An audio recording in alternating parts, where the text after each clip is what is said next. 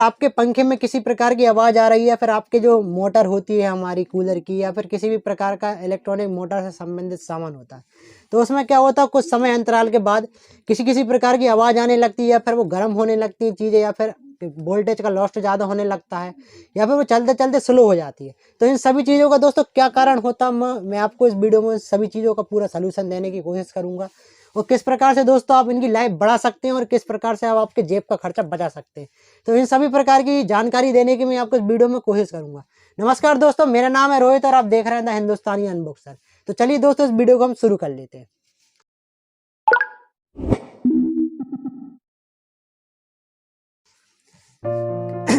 तो सबसे पहले दोस्तों मैं बात करना चाहूँगा दोस्तों पंखे कूलर में से आने वाली आवाज़ के विषय में। तो क्या होता है दोस्तों, सबसे पहले हम जानेंगे कि पंखा या कूलर या मोटर, किसी प्रकार की कूलर की मोटर या पंखे की मोटर काम किस पद्धति पे करती है। तो उसके अंदर दोस्तों हमारी होती है या तो बुश या फिर हमारी बेरिंग, और एक शाफ्ट होती है। शाफ्ट यानी कि जो मेन हमारा जो लंबा वाला जो लोहे का डंडा लगा होता है दोस्तों, हम शाफ्ट बोलते हैं। और जिस चीज़ पर दोस्तों ये घूमती है हमारी मोटर, मतलब दोनों मोटर के कोने में आपको अंदर की तरफ आपको बुश नामक चीज़ या फिर एक बेरिंग नाम की चीज़ देखने को मिल जाएगी, जो कि आपको कभी किसी दुकान पर आप रिपेयरिंग करवाने के लिए जाते हैं तो आपको आसानी से दुकानदार से आप पूछ सकते हैं किस चीज़ से बुश या शाफ्ट बोलते हैं। तो दोस्तों ये सब चीज़ तो अगर हो गई, इसके बाद अगर बात करें आवाज़ किस चीज़ से आती है, तो क्या होता है, कई बार क्या होता है, हमारी मोटर चलते चलते उसके अंदर दोस्तों ऑयल ग्रीस की आवश्यकता पड़ती है। तो उसकी कमी हो जाने के कारण क्या घिसावट होने लगती है, और घिसावट होने की वजह से दोस्तों उसमें घर्षण की वजह से जो आवाज़ पैदा होती है दोस्तों, वही आवाज़ हमें इरिटेट करती है। और दोस्तों इस आवाज़ का होना मतलब कि आपको लिए कि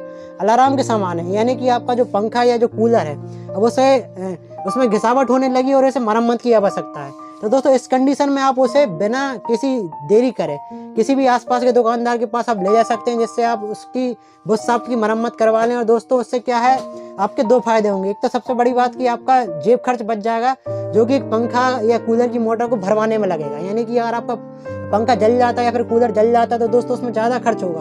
और दूसरी चीज़, अगर आप उस चीज़ को एक्यूरेट रखेंगे तो आपको बिजली के बिल की बचत भी होगी।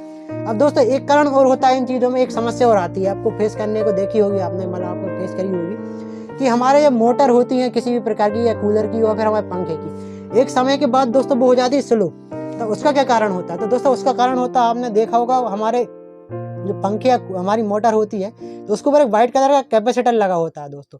तो क्या होता है कि कुछ समय पश्चात, मान के चलिए 6 महीने, 1 साल या 1.5 साल 2 साल के बाद, हमारी जो कंडेंसर की दोस्तों एक चार्जेबल सिस्टम होता है उसके अंदर, तो उसकी क्या चार्जिंग करने की उसकी जो कैपेसिटी दोस्तों खत्म हो जाती है। तो सबसे पहले अगर ऐसी कंडीशन हो जाए तो आप उसे डायरेक्ट खोलकर किसी दुकानदार के पास ना ले जाते हुए आप उसे स्वयं अपना कंडेंसर को बदल सकते हैं घर में, एक छोटे से टेस्टर के माध्यम से 2 मिनट थोड़ी कोशिश करें। तो इससे क्या होगा, आपका जो पुरानी जिस स्पीड में हमारा पंखा या मोटर चल रही थी तो सेम टू सेम उसी स्पीड में दोबारा चलने लगेगा।